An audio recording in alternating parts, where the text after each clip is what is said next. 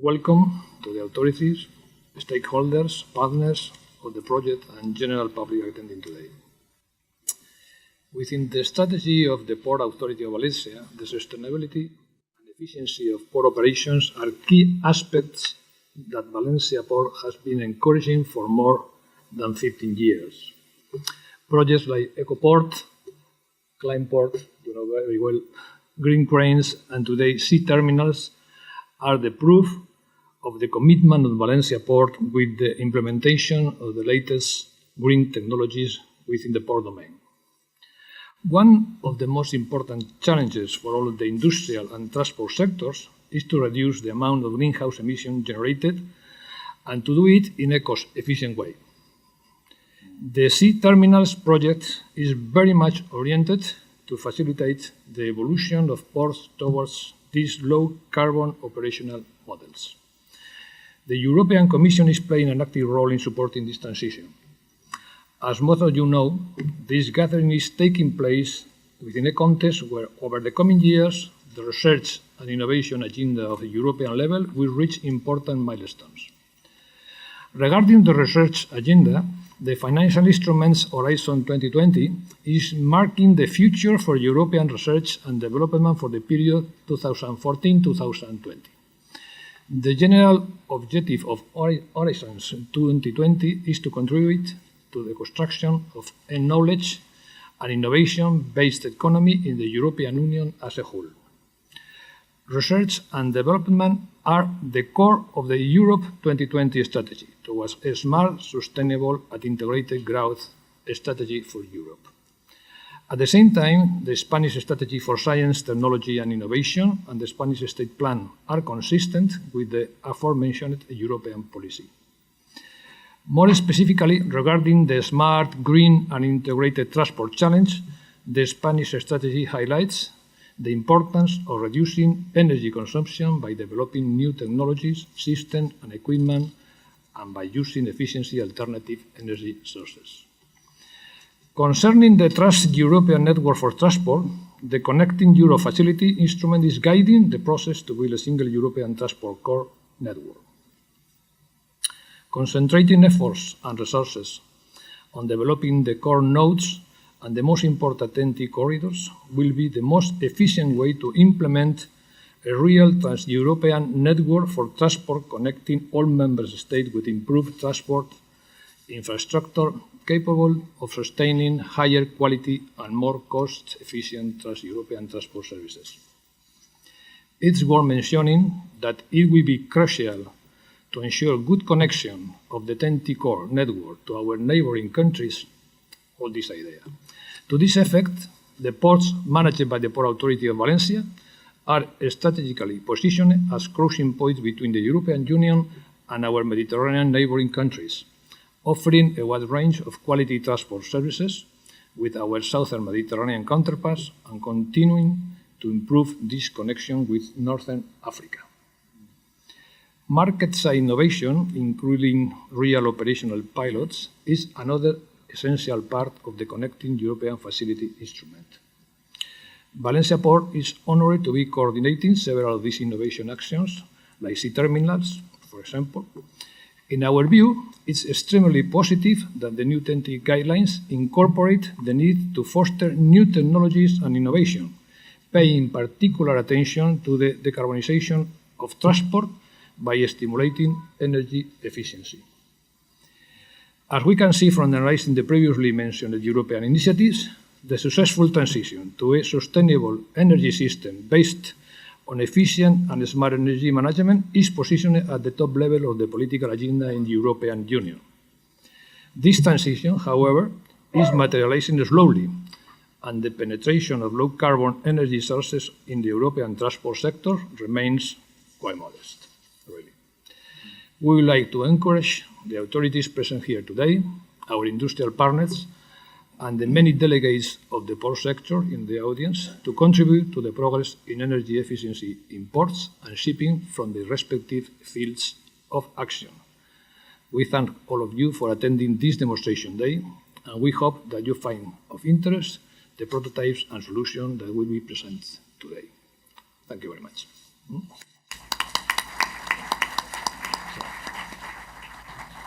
Thank you, Mr. President. It's good to know that we work inside a cluster of organizations that see this innovation and low emission objectives as one of the engines for the future.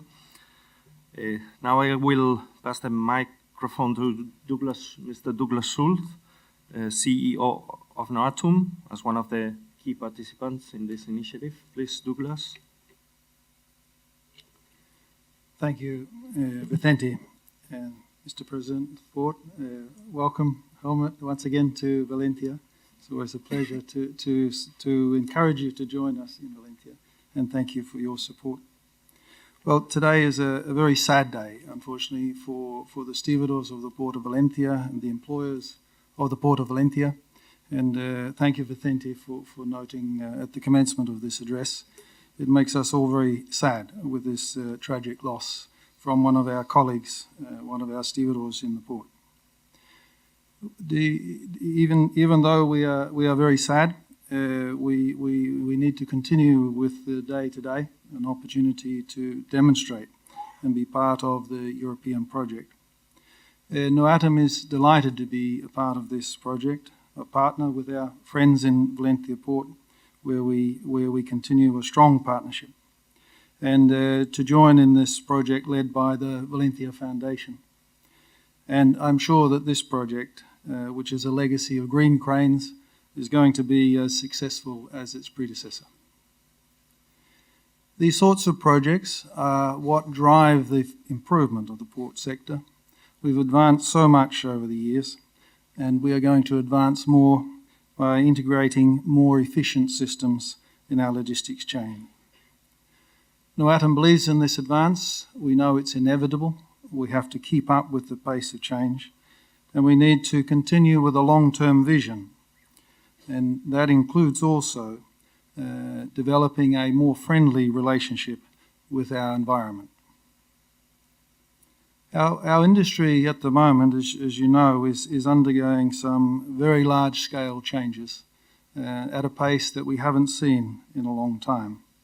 And it's even more important today to work more efficiently to make sure that we have sustainability into the future.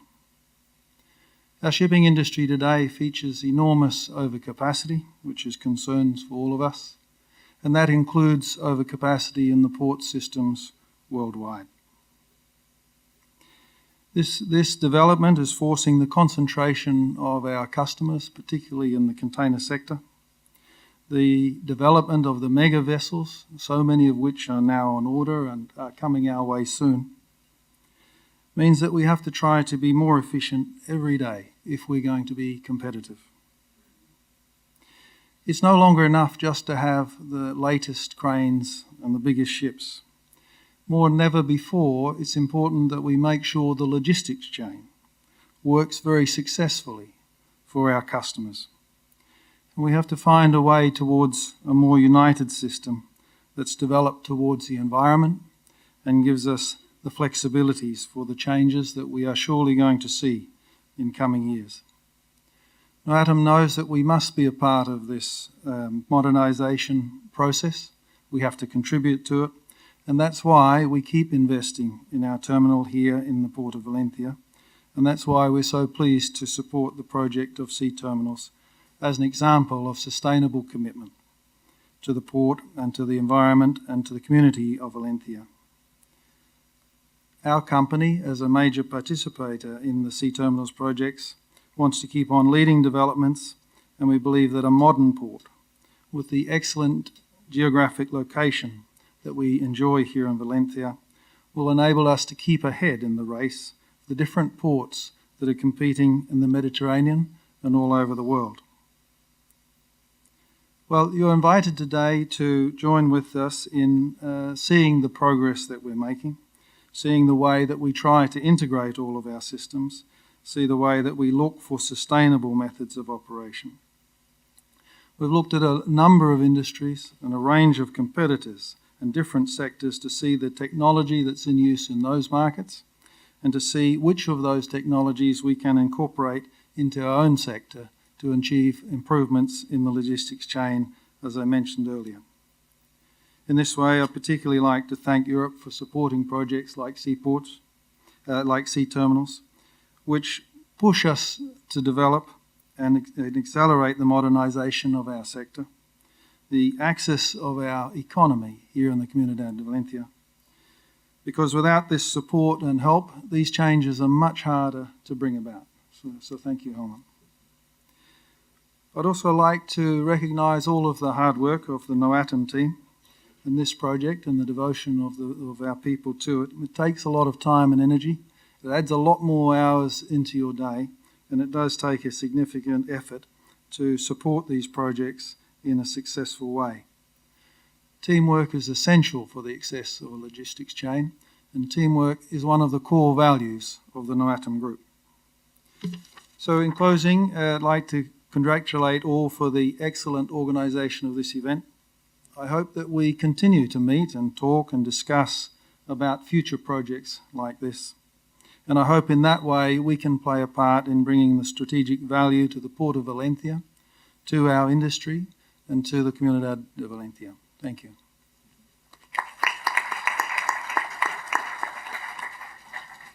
Thank you very much, Douglas. It's always good news to hear from you and your involvement and your openness to participate in all these initiatives. It gives value not only to your terminal, but to all the community and other terminals in Europe and in the world that can learn from what we've learned and developed.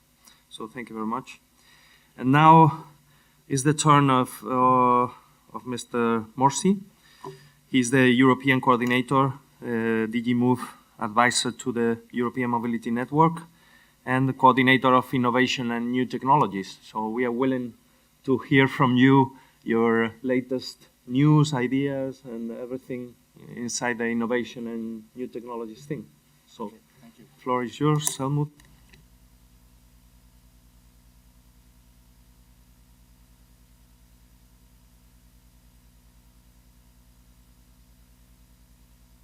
The best. Oh, no, it's good. That's great. Happy to be here. Just coming back to friends, as Vicente told me, and I'm very happy to be here again. Well, it's an honor, and I'm particularly proud of Green Cranes projects we have funded here, because it shows that one can do a lot in a port to improve and to move towards the future. What I particularly liked in the Green Cranes project is that several ports were put together in different countries. That's why we're called the European Commission. We like this, of course. There was also Livorno involved and the port of Koper. But it's not a necessity in innovation. As you know, you can have a single port. We are very open in this. Many things are waived, which we normally have enforced. But under innovation, you can just have a single port or fund a region in one country only. There's no problem with that. But Green Cranes, for me, is always an example how a port can be innovative and not doing the same things all the time. Many ports, they put just, LNG terminals, and that's it. But you are doing more, and that is really appreciated. And what I liked as the event we had here, I fondly remember the congress you did at midterm of the Green Cranes project, where there were 200 people present, ports from all over the world, even China were here to learn. And at the same event, 2 more companies from Europe joined up to produce the hardware, the equipment, which is great, because it's not just about making a port green, or it's also keeping jobs in Europe. And I will come to this in my speech here. This has been more developed, and I hope I can get this here. There it is, I found it. Okay. So, I made a special speech. I have to go here. I think I will, no, I don't have a microphone. So I will present the Connecting Europe facility. This is the funding program of TEN-T, taking stock and looking forward and even accelerating innovation and new technologies.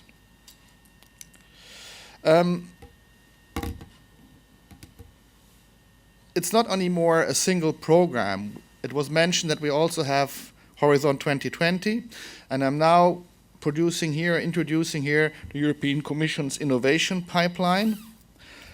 So we have basically two big programs. We have Horizon 2020, mainly focusing on research and demonstration projects. They're also moving a bit towards the market these days. Everybody goes to the market, seemingly, but it's not their emphasis. And then we have the second big program is the Connecting Europe facility, where we fund, in particular, transport. These programs, they reside side by side, and I call them the big tubes. And it is not sufficient to just create these programs, these tubes. It's more important even that the water flowing through the tubes, or the ideas in this case, are really flowing and are not just standing still. So it's not enough to create big programs and then forget about it. Policy means to monitor if the ideas, if each project runs, that's fine. This is one thing, but it's not enough. One has to look from the Commission side if there's really a follow-on of the new technology. They're created in research, then there comes the demo, then there should be a real-life trial, and then the market rollout. If we don't do this complete chain, we don't earn money in Europe. And if we don't earn money, we cannot give it back to research. So we need to not just do the research and then let China produce it. We have to follow the whole stream of ideas towards the market. This is the thing. And this is what I'm particularly focusing on these days. And there's also a feedback loop, of course. Once you are in the market or introducing the market, you could make a special call and do some research on items you have overlooked in the past or what you could improve and optimize. Then there's, of course, also, when the water is flowing, one could say, that's fine, let's stop. But from a government point of view, national governments, but also from the Commission, we are in competition with other markets in the world. We could say, okay, the water is flowing, the ideas are flowing, but are they flowing fast enough? So then we could say, let's accelerate. That's what I said in the past. In my first slide, we need to accelerate, and we have to look if there are any barriers hindering the flow. And I will come to two barriers in a moment. And then we can introduce agencies, joint undertakings, and so on to reduce these barriers. Or we can come up with new concepts, which we then create directives.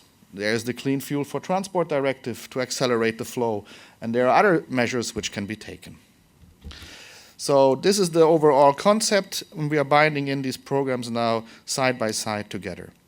The role of directives. Now I'm coming to clean fuels for transport, and as you know, there are basically three. There's CNG, LNG, battery electric, and fuel cell electric. Hydrogen fuel cell electric drives also. You see here, the Commission has published this directive, and the directive has, in a nutshell, two objectives. First of all, to ask member states to prepare until the end of next year, end of 2016, national rollout plans to achieve minimum coverage for all these different fuels, a plan. That's due end of next year for all the member states. And the other thing is the harmonization and standardization for the fuels.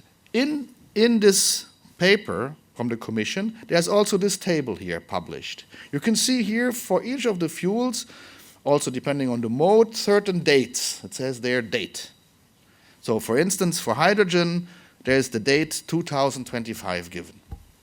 The date here indicates when these fuels have a significant impact, reaching minimum coverage in these countries, in all the member states.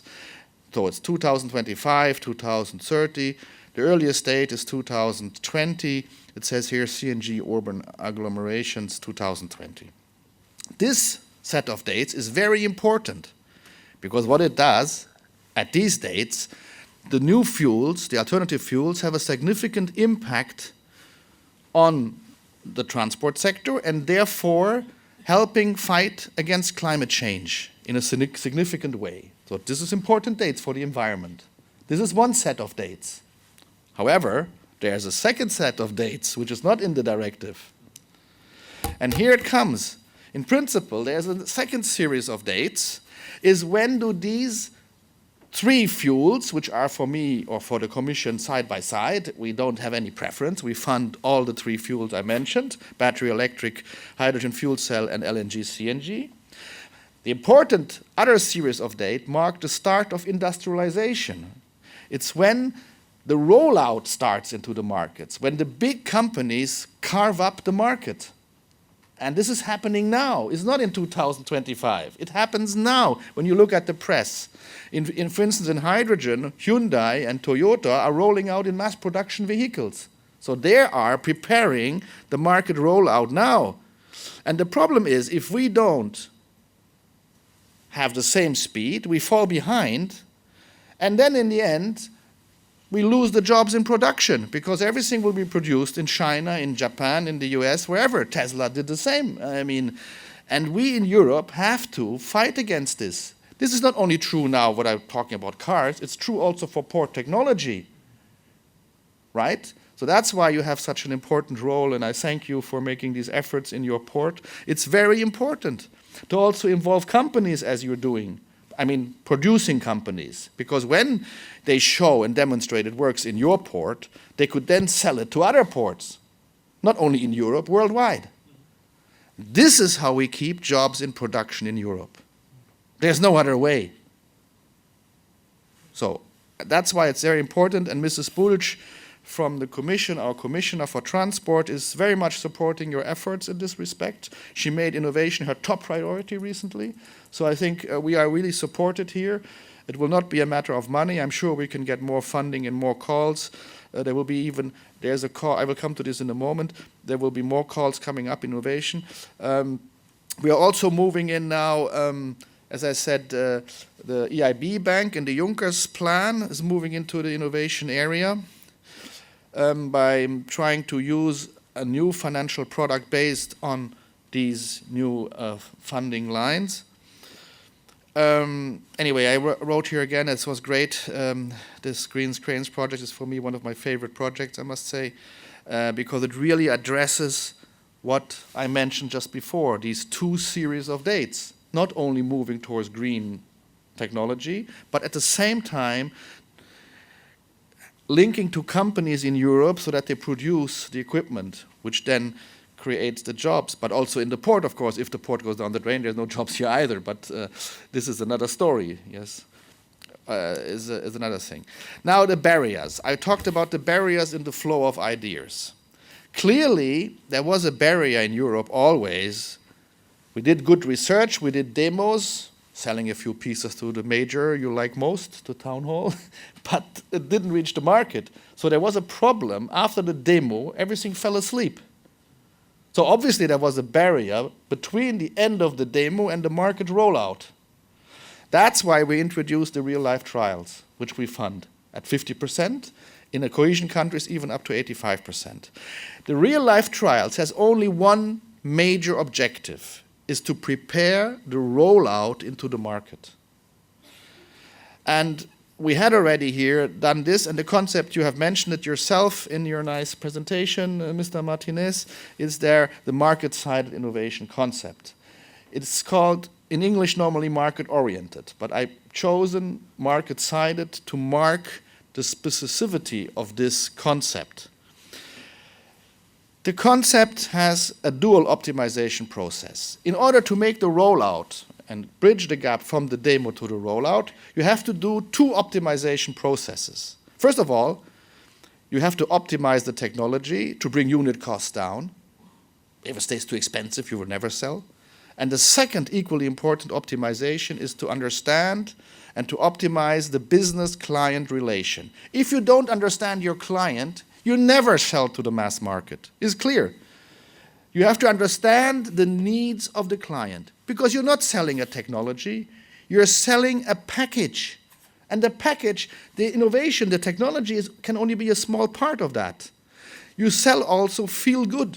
I mean, why do people pay 900 euros for an Apple iPhone when the production cost only is 120? The reason is people feel good holding it in their hands. And that is what I mean. You are selling, and people who are sales people, they know this, you're selling emotions. And that's what we have to do also here. And you do the optimization with your client, you have to understand the desires and the needs of the client. It could be not only cost savings, we are beyond this. This could be other things. Having the greenest port in the world, whatever. There are many things which should be studied in the real-life trial in order to prepare the market rollout. We have now 80 trials on the ground, yes, already under 10T. We have funded many LNG terminals in ports, very good. Because it's SECA, you know that these areas are since January this year obligatory in the north of Europe. But there are still only very few other innovative port technology proposals. You have one of them or two, but they're in the minority still. Most ports just apply for a terminal. They're very nice, but this will soon be over as far as I'm concerned. Huh? Because, it's nothing new. If we fund now 20 terminals in different ports, there is enough for a real-life trial, I'm talking. For a rollout is different, but the real-life trial, what else? We have launched a new CF call on innovation, as you know, on the 1st of November. In total, 240 million. New technologies, I have here just the summary slide. I will not go into very big detail here now on the slide. As you know, this call, which we open now, is only for the core network. If people want to apply, there's the info day next Monday, which has been cancelled, but we still do the streaming over the web. So there will be a virtual info day. It's not the same, but at least we are trying. For us, it's the same work, actually. We will do this on Monday. Please log on. I will also be presenting the specific call. It has changed a bit, but it's very similar to the last one for CF. In innovation, things don't change that much. Is the Article 33 of the 10T guidelines. It says here again what I was just saying. It's for freight and passenger transport. There's one new feature in this call. We are not only funding infrastructure, we're also funding the vehicles in the innovation, but only to a capping. It says here, capping at 10%. What it means, 10% of the total budget can also be funding the transformation of the alternative fuel vehicles. But only the difference between the standard version and the innovative version. Now, I give you an example. If you have a tractor, a diesel tractor, and there's a hydrogen tractor, the difference we fund only in the price between these two types. And the infrastructure, of course. But that is an opening, I think, which we didn't have before. Before we were only funding the infrastructure, and people had to find the money for the vehicles elsewhere. Not if it's mobile infrastructure. And I know that I declared your vehicles in the port as mobile infrastructure. That's what it is. In the port, you're lucky. But when you have big fleets of trucks serving the hinterland, for instance, there's not any more mobile infrastructure, right? You're transporting goods, or if you have buses, transporting people. That's what I mean with mobile equipment. I can't use the word vehicle so much, because then they say no. So that's why I use mobile equipment. It's legal terms. There's also synergy actions will be coming up quite soon. I will come to this in a moment. Okay, this is now the full scope of Article 33. But just to say, in a multi-annual call, in November now, we only made a multi-annual call. That means only the core network is eligible. That means only core ports can apply, but Valencia is one, good. But I'm just saying this in case other people are here. Only core ports can apply. Only the core network. It's a multi-annual call. Maybe it doesn't say so clearly in the internet, but this is what it is. It's only the multi-annual program. Funding can only be given to the core network, including core ports and core airports and core everything.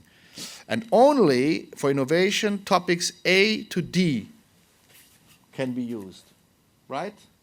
That's, I think, important to note. The full range of topics is only available if we have an annual call, which is not happening on the 4th. Well, it's not open, the annual call. So it's only multi-annual call. Just to be very clear, in case you get confused going to the website, it's very complex. Just to say this as a special service here. But there's enough here. You have A and D, B, decarbonization of all transport modes and so on, safe and secure. I mean, it's a lot. Improve operations, management, accessibility. So I think it's quite wide the range. So there's no problem. I think I will speed up. Just to show you this, it's not about terminals so much, though there are terminals mentioned. It shows that we funded already up to now quite a number of projects on the alternative fuel side. So you can see, for instance, in violet, it's easier to see. In violet, you see dots and stars. A star in violet means a lot of hydrogen. Violet is the color for hydrogen. So you can see that already many countries are moving on hydrogen. It's not anymore so exotic. We have now 5 large projects on hydrogen, mainly on the road. But there's also, as hydrogen has a lot of potential, and the whole world is moving towards hydrogen because you can store energy very easily, and the technology is really easy to handle. You don't need to be an engineer to refuel a hydrogen vehicle. It's very easy. I did it myself. It's in 3 minutes. It's like if you fuel gasoline. It's very quick.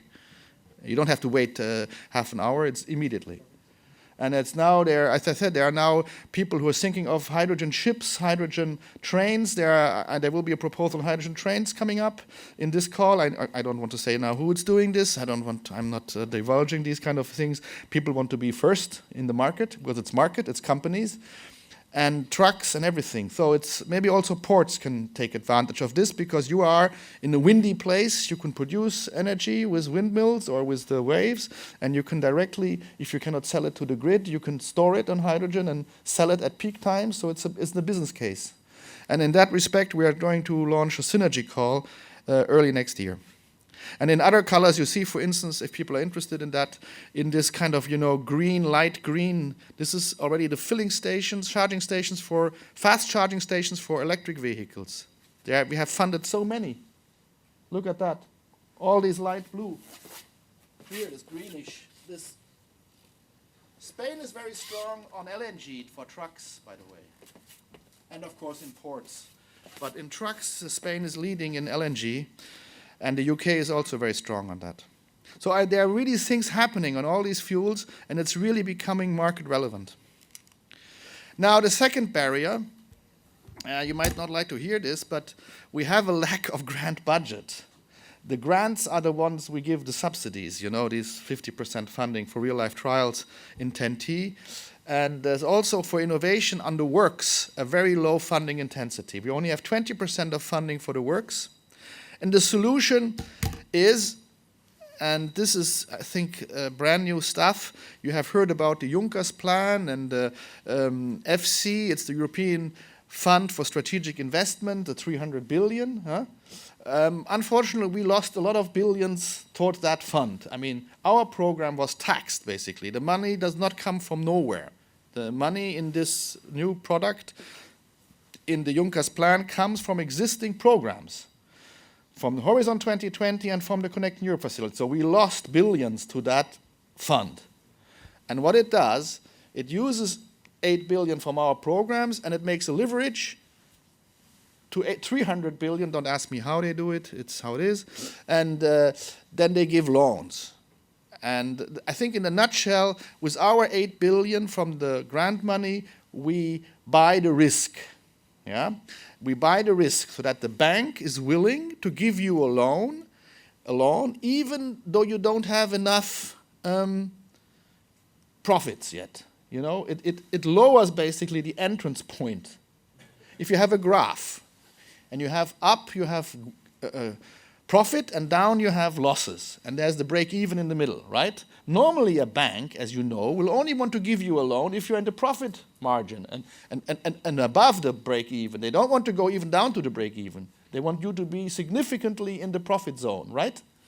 Because otherwise they think they're going to lose the money. Yes, because you fail, you go bankrupt.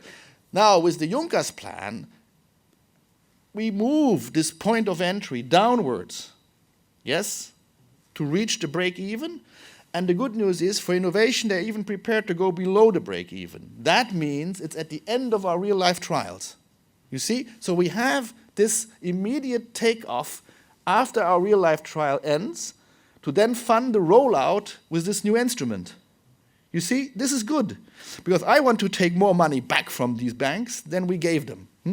Clear. And I need you for this also, because otherwise we lose this grant money, right? Because it's clear. The money is given to them, that's it. We don't get it back. We only get it back if we have projects taking these loans, moving down the threshold, and we can do the rollout.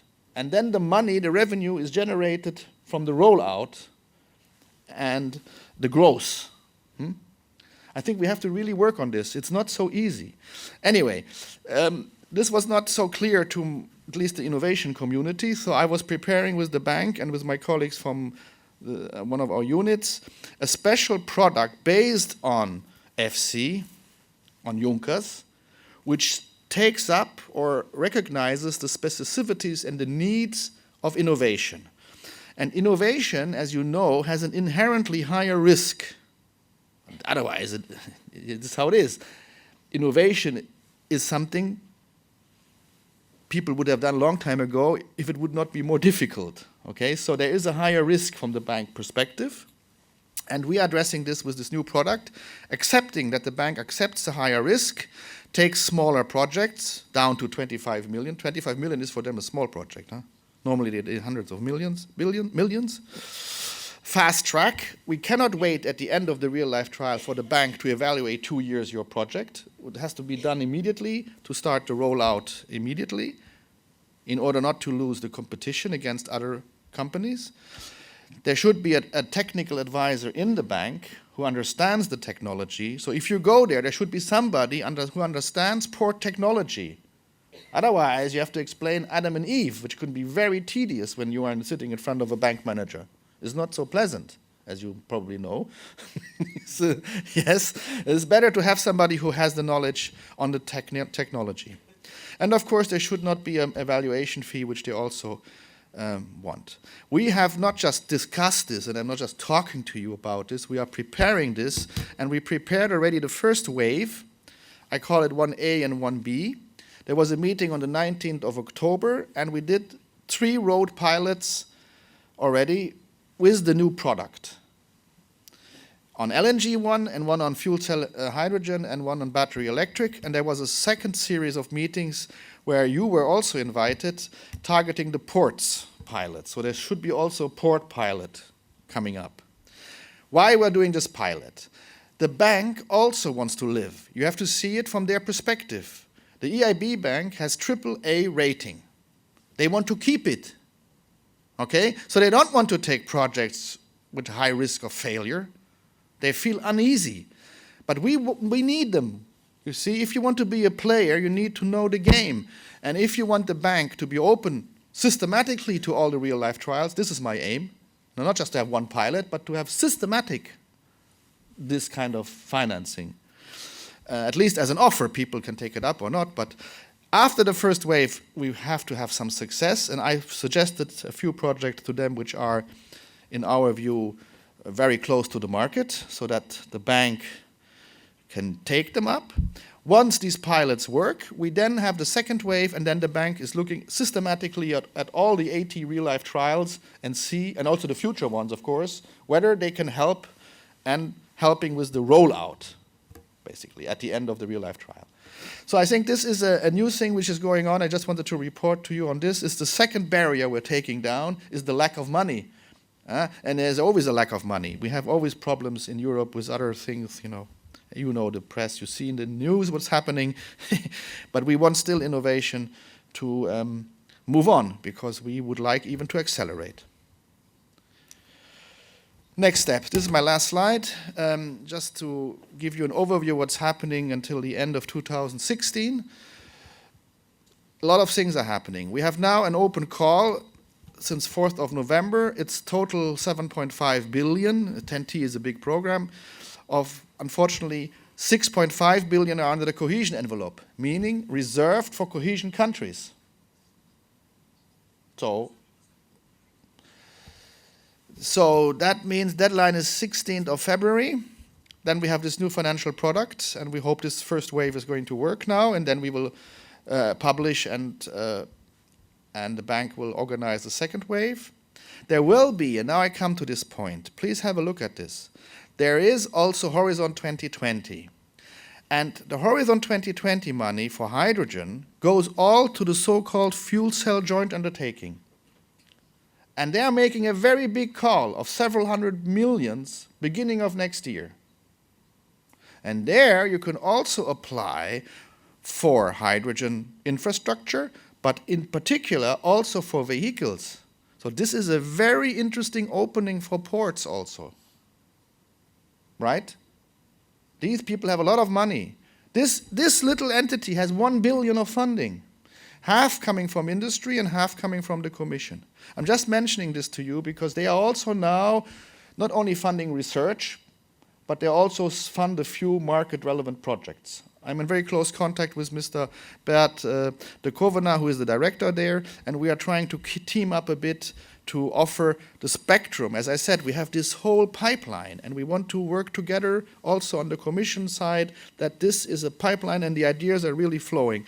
And I don't really care if the money comes from my program or from the Horizon 2020 program, as long as it achieves what we are doing. We have these two sets of dates.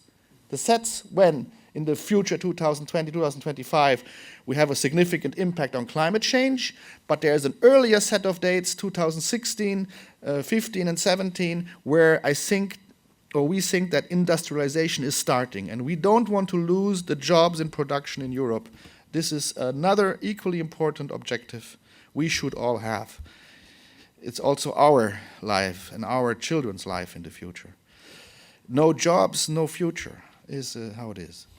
The synergy call will come up as soon as we can sort this out internally. The plan was beginning of 2016 for innovation. Then there's the next big round of CEF transport calls, probably next October. So 2016, there's another call on innovation and even, I think, all the CEF topics, but we still have to find the money. We will ask for a topping up. Anyway, this is our problem because we lost so much. We lost so much money in this Juncker's thing, But we will take back. We'll see. Leave this to us. We are working on this, my colleagues. We cannot just stop the program in 2015. That's not possible. We have to make more calls in the future, obviously, no? So there has to be a top-up or we recover money from other sources. We have to see. We don't start the press, printing. We're not allowed to do this. Not yet. This is the central bank. In our program, we cannot do this, unfortunately. As a small anecdote here. We will have a second round of corridor studies. By the way, in the corridor studies now, in the new round, innovation is a central topic. All the coordinators, the European coordinator, woke up, basically. Pat Cox and all these people you might know, former ministers, Mrs. Trautmann from France, former transport minister, Mr. Bodewig, former transport minister from Germany. These people are all liking innovation a lot. So innovation, that means also innovation in ports, will be a central part of all these new work plans. We are working on this as well. Then, last but not least, we have the next 10T days already. This is very unique for the Commission. We have already set the dates now, or since a while already. 20th and 21st of June, probably even the 22nd, I was told recently. In Rotterdam, Port of Rotterdam, so close to your hearts probably. It will be, that's why I was talking about hydrogen ships and hydrogen trains. In the port you have a lot of space. Yeah. In Riga we had no space to put these things, but in Rotterdam we got the best site of the Port Authority of Rotterdam. We get their big conference center, and that will be a very big event. The Dutch presidency will be there at that time, and they're very keen on supporting innovation, as you know. They're very strong. The Netherlands are very strong on innovation. So that's, I think, if I would be you, I put these dates down. And then they will be side by side the rest of the week. So this is Monday and Tuesday. And then the rest of the week, they will be on the same location, an international conference on transport. And we will make a combined exhibition lasting at least the 5 days, probably also 1 or 2 weekends, to allow the public to come in. So this is really a place to be seen next year. it will be on a global stage. All the ministers will be there as usual, and I think we will, innovation sector, we will also make a very big exhibition which will draft everything we have done before.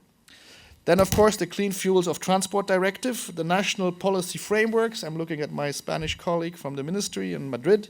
The deadline is the end of 2016 for all the member states, and we are looking forward in the Commission to receive also these documents. Thank you for your attention. Thank you very much, Helmut.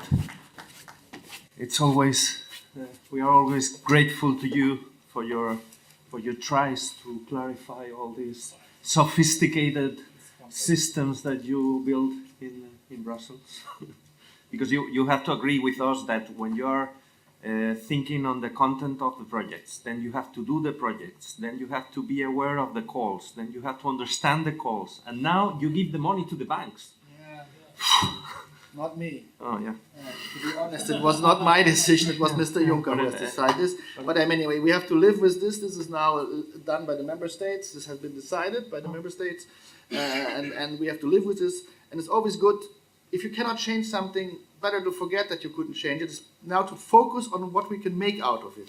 And as I said, I want to take more money back for us, for innovation, and also for 10T, than we gave. Yeah, yeah. Okay. It will be an experience to see someone taking money back from a bank. We will call you our Robin Hood. Yeah. We need you guys. Yeah, it's not going to be easy, by the way. Yeah? Okay. So now, thank you very much, Helmut. We are running out of time, but because we cannot change the important part of what is left in the evening, that is to go and see the pilots. Okay, so I will try. I'm in a position to give myself the floor to explain to you some things, but I'll do it very quickly. I'll try to do it very quickly. Let me see if I can. Okay, so my aim in this part of the presentation is to summarize or to explain to you what you are going to see outside in the terminal, the different pilots and everything. So to start, only a word to start and linking with what Helmut said. Sea Terminals is a project that is a continuation of previous efforts.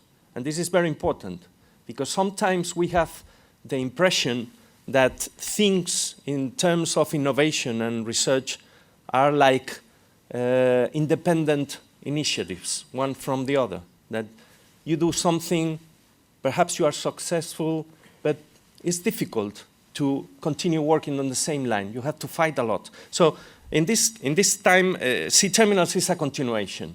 So we have built Sea Terminals over a successful history that is green cranes and previous things. So what we achieve now is not a result of these last months, but a result of a lot of work, previous work from previous companies and organizations. It's very, very important to focus on this. And it's very important also to underline that we have approached it in a global way. We haven't limited it to machinery or to information systems or to technologies linked to the specific industry or to alternative fuels. We looked for efficiency in the whole sense of the concept. So we like alternative fuels. We try to demonstrate that they perform in the machinery that we use in the port terminals. And we try to demonstrate that this can be done with an increase in the efficiency of the whole operations in the terminal. So it's a global approach. So it's win from every point of view.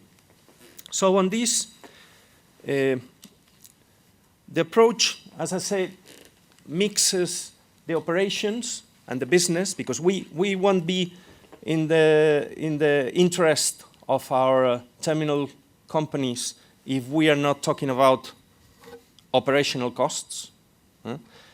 But we are also looking for decreasing the carbon footprint and increasing the positive perception from the social side that is aside of us.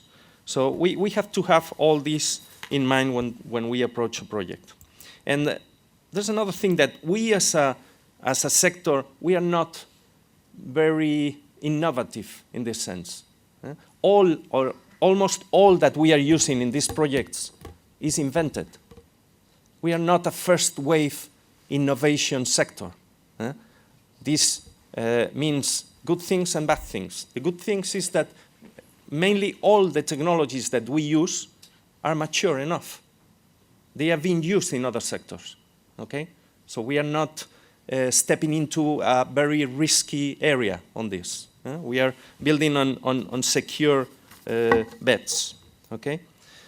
So we've done this with a lot of partners. A lot of partners are involved on this, and this is another key point on it, because we have the industry. We need the industry because we test things in the real environment. We don't test a machine in a laboratory. We design what we need, we work with the industry, we produce the machine, and we put it in a terminal. And we don't put it in a pilot terminal special. We put it in a very big one with all the problems that a big terminal has. And the tests are very stressful tests. So the conclusions that you obtain from it are very valuable conclusions. So this means that the industry is very interested because we are offering them the possibility to test things in the best place, okay? And for this, Terberg is with us, and for this, other, as NACO is with us also. We have, of course, the public side with us, the port authorities here in Italy, previously in other places, in other countries, because we need some regulations to be adapted to be able to do some of the things we've done, okay? And we have also experts in information systems technologies, because we are dealing with a lot of information. You will see in one of the pilots. But we are also collaborating with industry experts, a specific industry expertise that we need for some of the designs. And all of these, the common factor in all of this is innovation. We are not talking with the commercial side of the companies, but we want them to come and see, because they are the ones that will close the loop, as Helmut said. Because if we are successful, or we think we are successful with a pilot, we demonstrate that it's worthy to go for it, to pay for it, to change our fleet to this kind of machine, and someone has to produce it, and they will have to sell it. So it's better to have the commercial people on board. But the common factor in all of this is innovation, is to be creative, to discuss what is needed in the terminal with the industry people. Because till some months ago or years ago, it was very difficult. They came with the solutions produced, and you have to see how to adapt to the solutions they offer. Now we are opening a dialogue in which we can talk with them and say what we need, and we offer the test platform, and then they are able to redesign things and to come and test them with us. So this has changed, and it's all because of this mixed consortium that is working okay. So the approach mixes things. One of the most interesting things in the Sea Terminals project, and you will see the example, the pilot, is that we have added, in this global view of the things we've produced and we've tested, we needed eyes and some brain. Because in green cranes, we did a lot of unitary tests, concrete machines. We put it in the terminal, we test, we measure things. But the terminal is very big, 200 machines moving in the terminal. And the interrelationship between machines, different kinds of machines, also people working in the machines, you have to approach it in a different way. It's not enough to test unitary machines in unitary cycles, okay? But we needed something to see what was happening, okay? And this is the SIMS. The SIMS, the first piece, the SIMS platform, is the one that is allowing us to gather all the information and to know in real time what is happening with consumptions, with movements, with performances, with everything, okay?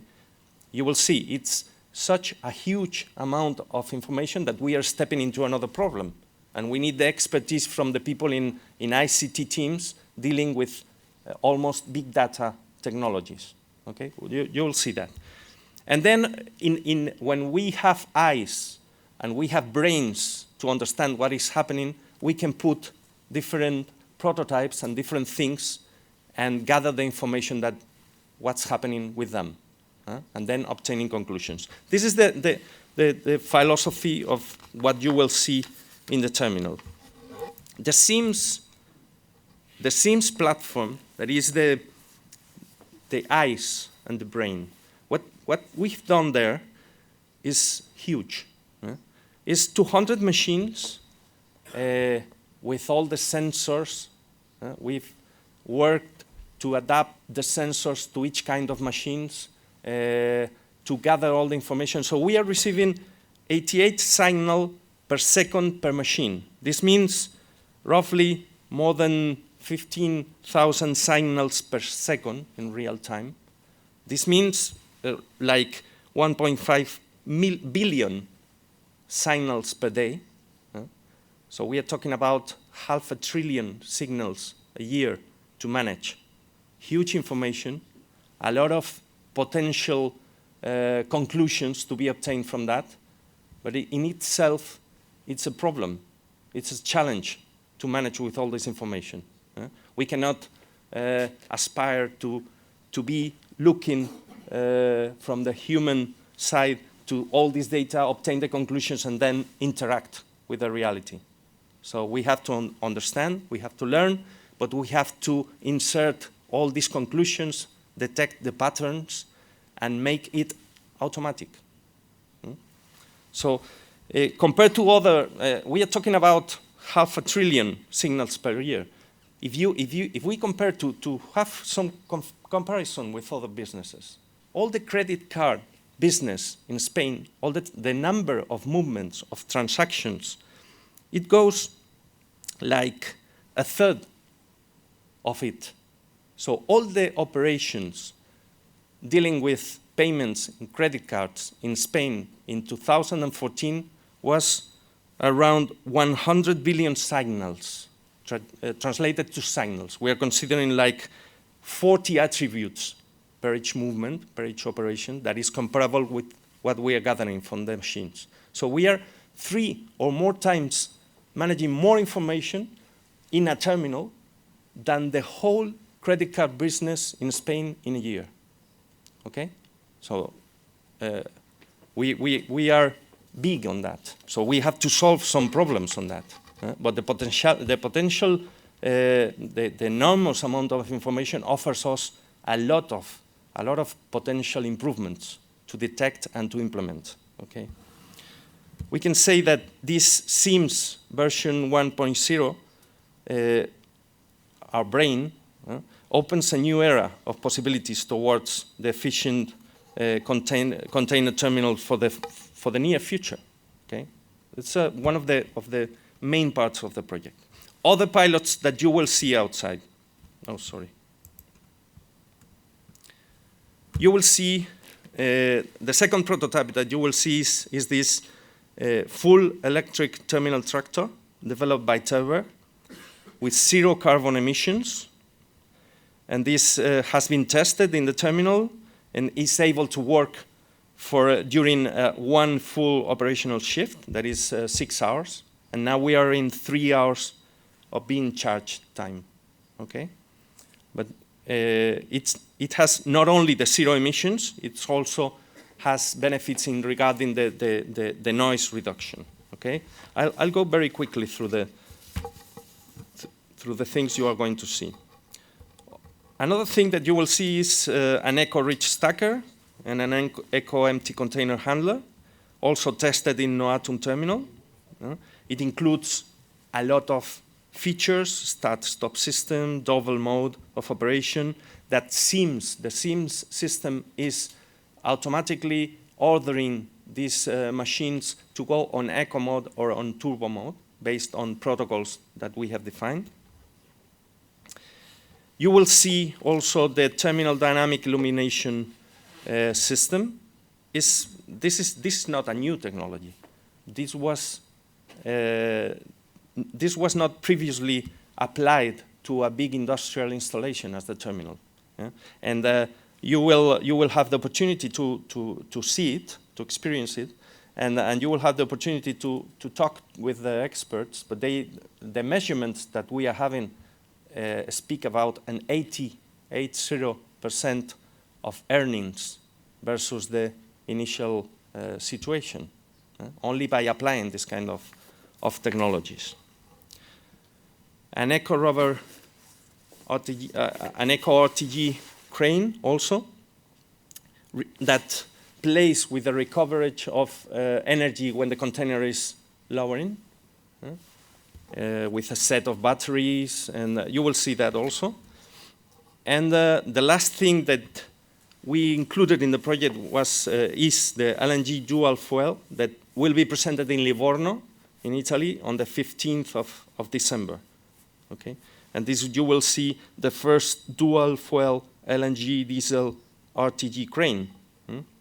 If you go to Livorno on the 15th of December. So we have obtained a lot of conclusions in the project, and we are on the way of obtaining more conclusions.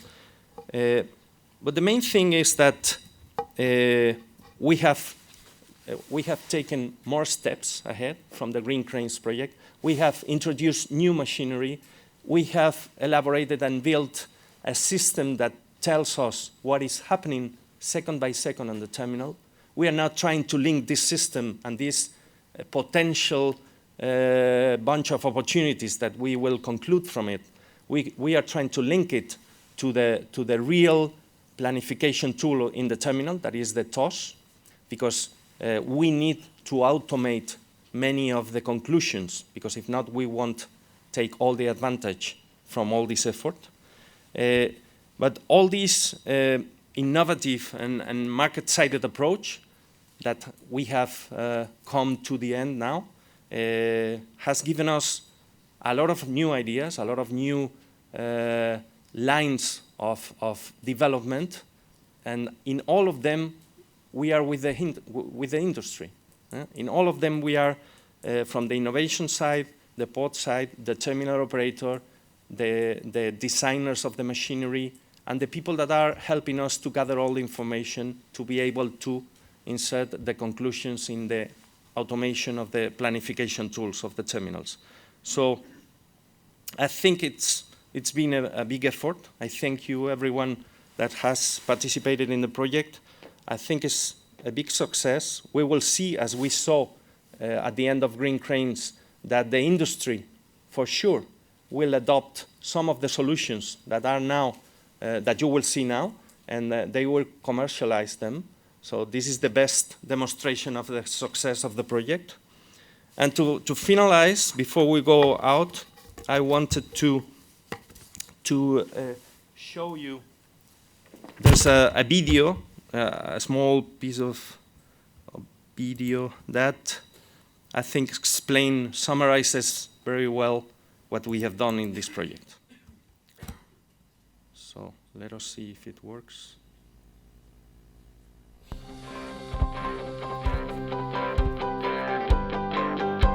Maritime transport and ports are essential to increase Europe's competitiveness and citizens' quality of life, as freight transport is a powerful driver on job creation and economic growth. The evolution of international seaborne trade have driven ports to develop their capacities in unexpected ways, providing significant benefits to container logistics. However, negative effects still remain, resulting in unnecessary extra costs and energy consumption, more GHG emissions, and pollution concentration. In 2012, the Valenciaport Foundation and the Port Authority of Valencia joined forces with Noatum, the Spanish leader in port and logistics operations, to develop common innovation actions with the aim of facilitating the transition of the port industry towards low-carbon operation models. Thanks to the Green Cranes project, an action co-funded by the Trans-European Transport Network, in 2013 the first European LNG-powered terminal tractor was presented. A prototype tested under real operations conditions at Noatum Container Terminal, Valencia. The LNG terminal tractor demonstrated its technical, financial and sustainable feasibility for wide adoption in Europe. In the same manner, the first European prototype of a LNG dual-fuel reach stacker was deployed at the port of Livorno, demonstrating that port heavy-duty vehicles can use alternative fuels without compromising operative performance. Finally, the port of Koper presented an innovative energy monitoring system, able to provide information about port equipment energy consumption. Green Cranes established the basis for further development of energy efficiency and decarbonization concepts that are currently being developed in the Sea Terminals project. Sea Terminals, an action co-funded by the Trans-European Transport Network, takes as starting point the lessons learnt in Green Cranes and proposes a step further on the evolution towards more efficient and sustainable port operations. During 2014 and 2015, 9 innovative concepts and prototypes have been developed in the project, combining the use of efficient electrification and lighting, alternative fuels, and smart energy management. The SEAMS platform comprises an innovative approach able to monitor and detect in real time operational bottlenecks in port terminals. Energy efficient and smart lighting is a key aspect addressed by Sea Terminals. The CTDI system is the first world global solution based on adaptive dynamic LED lighting. The system provides the suitable illumination levels only in those areas of the terminal and timeframes when operations are performed. Low-carbon port machinery prototypes are tested to reduce carbon footprint generated at ports. The first European electrical terminal tractor prototype has been designed and adapted for port operations, representing a perfect complement to LNG as an alternative fuel for port equipment. Heavy-duty vehicles like reach stackers and empty container handlers have been chosen to test the latest generation of diesel control emissions technologies, fulfilling with the most exigent European standards. Hybridization of RTG cranes also provides significant benefits in container yard equipment. Sea Terminals proposes a cost and energy efficient solution based on a hybrid generator equipped with supercapacitors that store energy in every lifting cycle and delivers it according to the crane's needs. With Sea Terminals, the first prototype of LNG dual fuel will be deployed at the port of Livorno, jointly with a specific LNG supply station designed for port activities. Sea Terminals is creating the framework conditions to favor the development of safe and environmentally friendly port operations. With more than 250 container terminals in Europe, promoting innovation on efficiency and sustainability is a fundamental issue. Making the port industry cleaner and safer is our responsibility for the next generations. Sea Terminals, testing real sustainability in ports.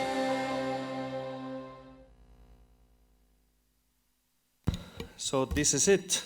Thank you very much for all the partners in the project, and thank you very much for all of you dedicating your time to come and see this.